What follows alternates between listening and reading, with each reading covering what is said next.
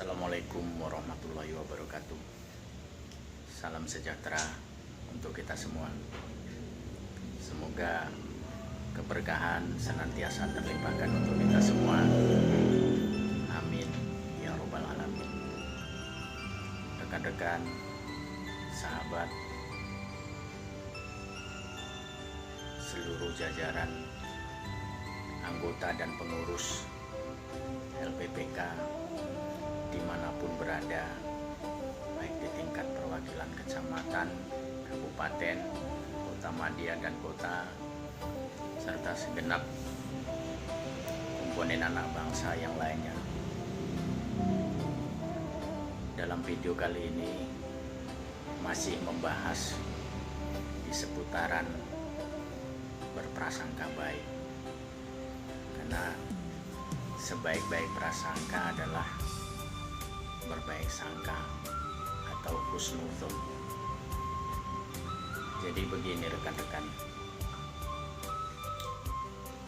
prasangka yang baik, berbaik sangka atau husnudzon itu akan mampu melahirkan energi yang positif. Nah, energi yang positif di dalam setiap diri kita masing-masing itu bisa lahir, timbul dari buah pikiran hati kita masing-masing. Ketika hati dan pikiran kita bisa lapang, maka akan menimbulkan satu kekuatan energi positif yang maha dahsyat. Seringkali kita mendengar memang orang selalu berkata berbaiklah sangka, berpositif thinking. Namun kurang lengkap rasanya jika tidak diberitahu atau tidak dijabarkan atau tidak diutarakan caranya untuk berpositif thinking, berbaik sangka itu gimana. Kalau hanya menyuruh tapi tidak tahu memberikan caranya, ya akhirnya si penerima atau si pendengar pun jadi bingung, berusaha mencari jalan sendiri yang belum tentu bisa menghasilkan seperti yang diharapkan. Nah, berikut ini baik disimak untuk tahapan-tahapan agar masing-masing kita bisa melatih diri, belajar untuk berprasangka baik agar melahirkan satu energi positif. Tahapan yang pertama yang perlu kita latih itu bersifat intern dari diri kita sendiri untuk berusaha setiap harinya itu cobalah untuk berpikir.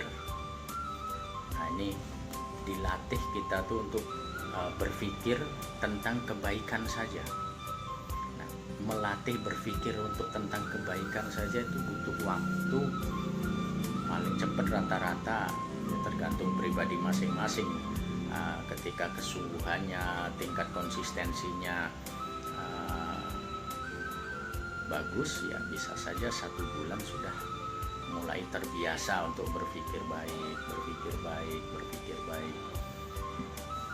Jadi apapun yang menimpa, kondisi keadaan yang menimpa, yang dialami saat itu dan saat terjadi di dalam diri kita, ketika ada pikiran kita mau berprasangka apa, namun kita tepiskan, diganti dengan berpikir baik atau dibuat jadi berpikir sebaliknya. Contoh kata, ketika antara kita berjanji sama si A, hari ini jam segini apa mau ketemu dan lain sebagainya, ternyata pada hari yang dijanjikan meleset, mundur atau bisa dibatalkan tanpa pemberitahuan. Saat itu berbagai asumsi, berbagai prasangka tentang keburukan sudah menghantui di benak pemikiran kita, sementara kita tidak tahu kejadian yang sebenarnya. Jadi kita sudah berasumsi sendiri, sehingga itu sangat menyiksa diri sendiri gitu. Andai kata kita latih pikiran kita untuk berprasangka, berpikiran baik, ya insya Allah malah menjadi sebaliknya, bisa malah menjadi tenang, lapang, tidak ada masalah. Itu tahapan yang pertama, dilatih setiap diri kita itu untuk berusaha berpikir tentang baik-baik saja dan yang baik-baik saja. Kemudian tahapan yang kedua, setelah berpikir maka belajar bertutur kata, berucap atau berbahasa atau berkomunikasi. Itu hal-hal yang bermanfaat dan bermakna, sehingga apa yang mau keluar, yang terucap itu satu buah kalimat, satu buah percakapan yang sifatnya memang betul-betul bermakna. Ketika ada kalimat, ucapan yang mau keluar yang rasanya kurang bermakna, rasanya kurang pada tempatnya, lebih baik diam. Jadi disinilah makna, artikulasi. Ada peribahasa yang mengatakan diam itu adalah emas gitu, karena berucap pun kalau hanya membuat masalah, membuat trouble, membuat apa ya, bukan malah menjadi beban, malah menimbulkan konflik dan lain-lain. Sehingga dilatih. Kalau tidak kita latih ya tidak akan bisa itu. Barangkali buat sebagian orang mengucapkan kalimat carut marut itu sudah hal yang biasa, lumrah. Kenapa?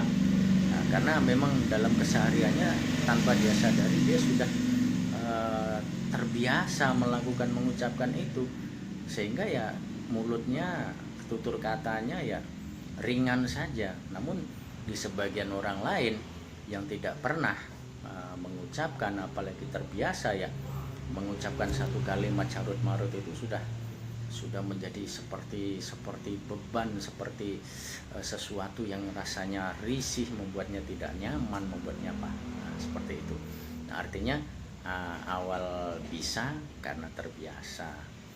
Nah, kemudian setelah berpikir yang baik-baik dibarengi dengan berucap, bertutur kata yang baik-baik tentang yang bermakna, kalimat-kalimat yang bermanfaat.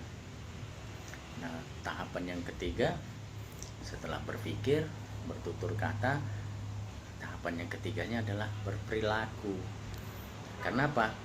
Jangan sampai nanti terjebak mendapatkan stempel munafik, dalam artian ucapanmu tidak sama dengan perbuatanmu, seperti itu kan jadi kacau malahan kan.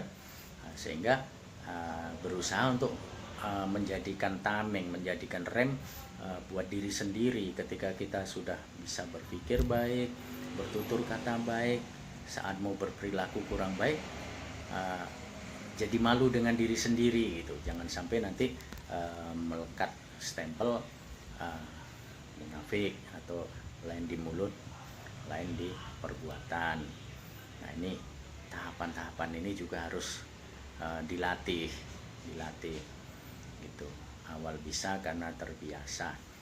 Nah, setelah itu tahapan yang terakhir adalah apapun agama, keyakinan dan kepercayaan kita, saya rasa semuanya agama juga mengajarkan satu hal yang baik.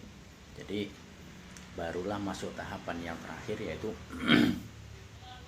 beribadah dengan baik dan benar sesuai dengan tuntunan dan aturan yang ada di kalau di Muslim ya Quran dan hadis, ijma, qiyas, dan para petua dan petunjuk nasihat guru-guru. Saya rasa kalau buat agama yang lain juga, non Muslim juga sama, mereka juga memiliki kitab suci yang mana memang di dalam kitab-kitab suci itu pasti selalu mengajarkan tentang hal-hal cara beribadah yang baik dan benar. Nah, karena sebagai manusia, tugas kita tuh ya hanya 3. Yang pertama, luruskan niat. Tanamkan dulu di dalam hati dan pikiran kita tuh segala sesuatu niatkan untuk yang baik. Luruskan dulu niat. Yang kemudian yang keduanya, sempurnakan ikhtiar. Artinya ketika memiliki satu niat tujuan tertentu, kita mempelajari, dicari ilmunya dalam menyempurnakan usaha tersebut, ikhtiar. Kalau rasanya belum pas sama kita bisa mengakses, bertanya kepada pihak-pihak lain yang memang ada relevansinya dengan apa yang kita sedang upayakan tersebut. Lalu yang terakhir itu tawakal atau berserah diri. Nah, dengan berserah dirinya, bertawakal itu menyerahkan segala sesuatu yang sudah kita upayakan, kita lakukan, itu pasti Allah akan memberikan yang baik dan terbaik, sehingga kita tidak terjadi konflik of interest. Artinya tidak terjadi konflik di dalam diri kita sendiri. Tugas kita hanya meluruskan niat, menyempurnakan ikhtiar atau berusaha dengan semaksimal mungkin. Kemudian hasilnya kita berserah diri kepada yang kuasa atau bertawakal. Demikianlah uraian singkat tentang prasangka yang melahirkan energi positif dan cara-caranya. Terima kasih atas segala perhatian. Mohon maaf atas segala kekurangan. Billahi taufiq wal hidayah. Wassalamualaikum warahmatullahi wabarakatuh.